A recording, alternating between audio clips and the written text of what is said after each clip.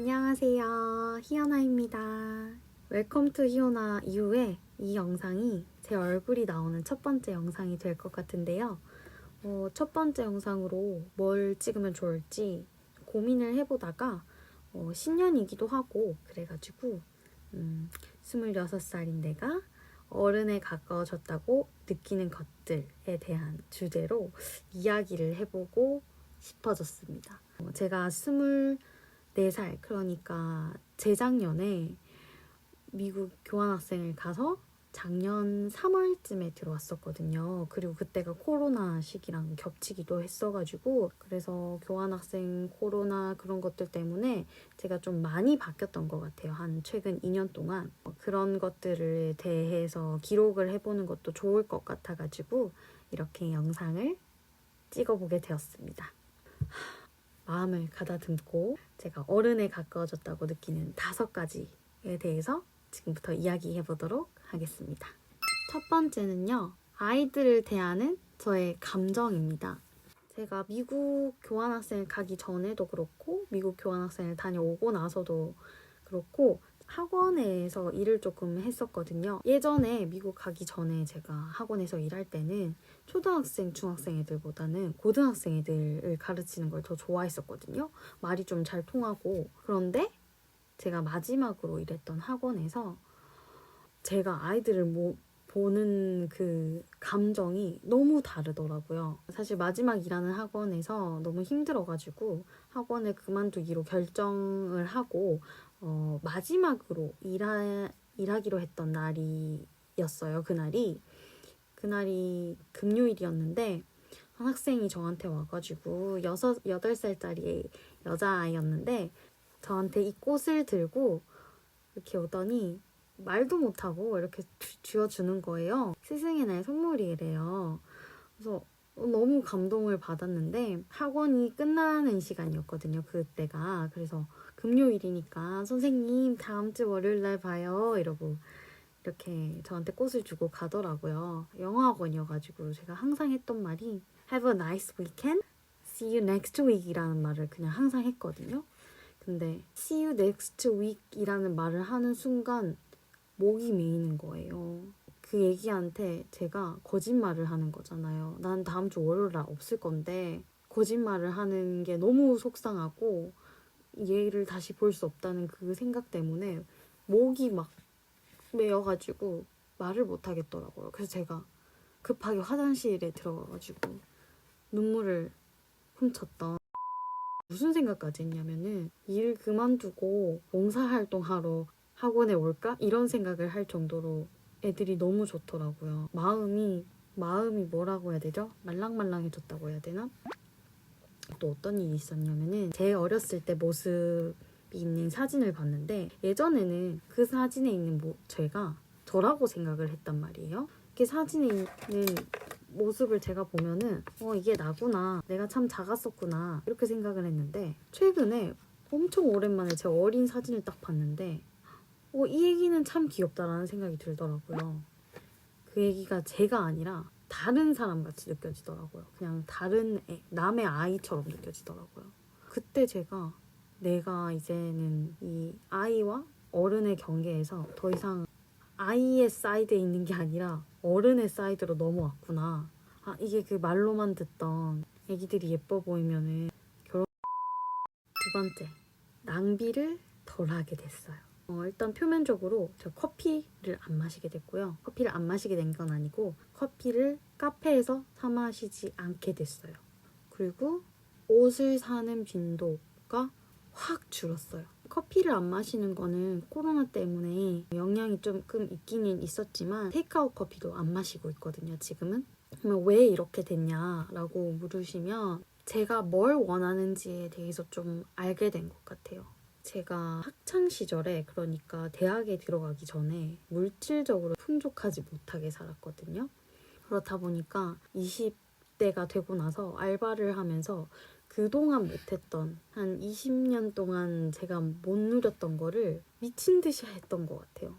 성인 영어를 배우는데도 돈을 꽤 많이 썼고 먹고 싶은 거, 지금껏 내가 해보지 못했던 거에 대한 갈망이 되게 컸던 것 같아요. 그래서 좀 생각 없이 돈을 썼던 경향도 있고, 그래서 제가 20살 이후로 계속 일을 했음에도 불구하고 교환학생을 갈 때 그렇게 풍족하지 않은 채로 갔었거든요. 그렇다 보니까 특히 제가 미국에서 경제적인 관념이 좀 생겼던 것 같아요. 왜냐면은 미국은 제가 교환학생으로 간 거기 때문에 일을 할 수가 없어요, 사실은. 그때 정말 다시 한번 하고 싶은데 못하고 먹고 싶은데 못 먹는 그런 약간 생활을 조금 경험을 했던 것 같아요. 그런 것들을 겪고 나니까 돈에 대한 소중함을 뼈저리게 느끼게 되었었고요. 결정적으로 제가 지금 가장 하고 싶은 일이 미국으로 인턴을 가는 일인데 제 스스로 가려고 하다 보니까 좀 비용이 많이 들더라고요. 지금은 제가 더 하고 싶은 거, 그러니까 제가 지금 옷을 사고 커피를 마시는 것보다 해외 인턴 경험을 더 쌓고 싶은 게 제가 원하는 거기 때문에 커피쯤은 쿨하게 포기하고 살아가고 있습니다. 그런 와중에도 아이패드를 사기는 했거든요. 제가 이제 이야기하고 싶은 거는 감정적인 소비가 아니라 돈에 대한 개념을 가지고 내가 정말 필요한 게 뭔지, 내가 지금 이 돈을 써야 하는지에 대한 개념이 좀 잡힌 것 같아요.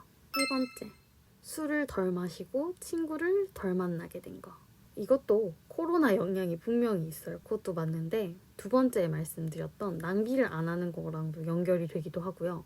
왜냐면 술을 마시면 정말 돈을 많이 쓰거든요. 술은 1차로 끝나지 않잖아요. 2차는 일단은 무조건이죠. 3차를 가게 된다. 이제 3차까지 하고 집에 가려면 여러분 택시를 타야 돼요. 뭐 아예 밤을 새고 아침차를 타고 가시는 분들이 있을지는 모르겠지만 보통은 이제 택시를 타고 가잖아요. 그러면은 정말 옛날에는 별로 계산해보지 않고 그러고 다녔는데 지금 생각해보면은 많은 돈을 그 짓거리를 하는데 쓴 것 같아요.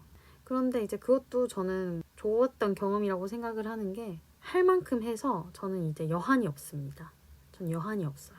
제가 어느 순간부터 술을 먹으면 너무 졸리더라고요. 제가 한번 광안리에서 친구들이랑 바에 앉아서 이제 술을 먹은 적이 있는데 노랫소리가 되게 크게 나오는 바였는데도 불구하고 12시가 되니까 너무 졸려서 엎드려서 자고 싶더라고요. 피곤해서 이젠 술도 못 마시겠더라고요. 건강에 안 좋을 것 같아서 술을 못 마시겠어요. 이건 이제 또 제가 말할 네 번째랑 연결이 되는데요. 네 번째가 뭐냐면 건강에 대해 염려하기 시작했다는 거. 제가 이제 술과 제 건강에 관련된 일화가 하나 있는데 아마 저 같은 분들이 분명히 있으실 거예요. 쥐가 많이 내리시는 분들, 다리에 자다가 이렇게 쥐 내려가지고 중간에 깨시는 분들 있으시죠? 제가 한 중고등학교 때부터 다리에 쥐가 자다가 많이 내려가지고 깜짝깜짝 놀란 적이 많은데 교환학생 생활을 하면서 제가 한 연달아서 일주일을 계속 쥐가 내렸던 적이 있어요. 고통스럽더라고요. 이게 자는 게. 그때 제가 미국 친구 중에 한 명이 약국에서 알바를 하는 친구가 있었거든요. 그래서 그 친구한테 이야기를 했더니 그 친구가 약사 선생님한테 물어보고는 저한테 하는 말이 술을 많이 먹어서 그렇다. 그러면서 마그네슘을 하나 줬어요. 저는 안 믿었거든요. 설마 마그네슘을 먹는다고 나을까? 그런데 정말 그 마그네슘을 먹은 날 이후로부터 쥐가 1도 안 내리더라고요. 저는 그때부터 술을 먹으러 간다 그러면 마그네슘을 항상 주머니에 소분해서 들고 가고 친구들한테도 아침에 나눠주고 지금도 마그네슘을 먹고 있어요. 저는 진짜 영양제 같은 거 안 먹는 사람이었는데 혹시 이렇게 손발이 조금 차시고 혈액순환이 잘 안 되시고 술 먹고 나면 쥐 내리시는 분들은 마그네슘 한번 드셔보세요. 강추합니다. 그리고 여러분, 제가 예민한 사람이에요. 옛날에는 이런 정신 건강에만 엄청 신경을 많이 써가지고 그냥 뭐든지 내 마음 편한 대로 하는 게 좋다라고 생각을 했는데 어떤 정신과 의사 선생님이 유튜브 찍으신 거를 봤는데 중증 정신과 환자들도 치료를 받는 게 운동치료라고 하더라고요. 심신이 건강한 게 정말 중요한 것 같아요. 5번째, 무서운 게 좀 없어진 것 같아요. 뭔가 새로운 곳에 가고 뭔가 하는 거에 대해서 좀 두려움이 줄어든 것 같아요. 고3 수험 생활도 해봤고 대학교 다니면서 이런 거 저런 거 알바 다 해보고 특히 미국 교환학생을 갔다 와보니까 미국 학생들도 별거 없더라고요. 좀 하나 느꼈던 게 저는 유럽이나 이렇게 서양 친구들은 미국 뭐 이런 친구들은 굉장히 뭔가 대담하고 대차고 그럴 거라는 이미지가 있었던 것 같아요. 뭔가 자기 주장이 굉장히 뚜렷하고. 그런데 제가 미국에서 잉글리시 커뮤니케이션이었나? 뭐 그런 수업을 하나 들었었는데 그 수업이 혼자서 PPT를 만들고 앞에 나가서 이제 발표를 하는 내용이 있었는데 저는 이제 영어가 제 2외국어고 뭐 그 전에는 해외에서 영어 공부를 해본 경험이 일체 없었기 때문에 엄청나게 긴장을 하고 이제 거의 대본을 그냥 씹어 먹어버리듯이 외워서 발표를 했던 기억이 있거든요. 그런데 미국 학생들이 정말 많이 떨더라고요. 그냥 한국 그 발표랑 다를 게 없고 그리고 오히려 애들이 더 수줍어하는 경향도 있는 것 같더라고요. 저는 미국 가기 전에 학원에서 이제 영어를 가르치면서 그 앞에 서가지고 말하는 거에 대한 두려움이 별로 없었어요. 그때 100점 만점에 93점인가? 96점 이렇게 받았던 걸로 기억을 하거든요. 그 밖에도 미국을 혼자 갔다 오는 것부터 해가지고 저는 원래 엄청 두려움이 많은 사람이기 때문에 정말 무서운 게 많았는데 이제는 뭐 훨씬 덜해진 것 같은 느낌이 많이 들어요. 여기까지 제가 나름대로 5가지를 정리를 해봤는데요. 사실은 그냥 제 철학과 주관이 뚜렷해진 게 아닐까라는 생각이 듭니다. 제가 중고등학교 시절에 공부를 빡세게 하면서 빡세게 했다고 공부를 잘한 건 아니었지만 도대체 세상이 어떻게 돌아가길래 이렇게 빡세게 공부를 하는가 뭐 그런 거에 대한 궁금증이 되게 많았거든요. 나는 어떻게 살아야 하나. 그런데 20살 이후로 뭐 이것저것 나름대로 해볼 수 있는 만큼 해보고 나니까 제 결론은 답이 없어요. 결국 이 세상을 바라보는 저의 해석에 달린 거더라고요. 이 얘를 본다면은 내가 이 위에서 얘만 보면 이 세상은 핑크색이고요. 뭐 여기만 본다고 하면은 뾰족하겠죠, 그쵸? 당연한 이야기지만 제가 해석하는 제 눈에 따라서 대상이 다르게 보이기 때문에 저는 저를 하는 게 더 중요하다는 생각을 요즘 하고 있습니다.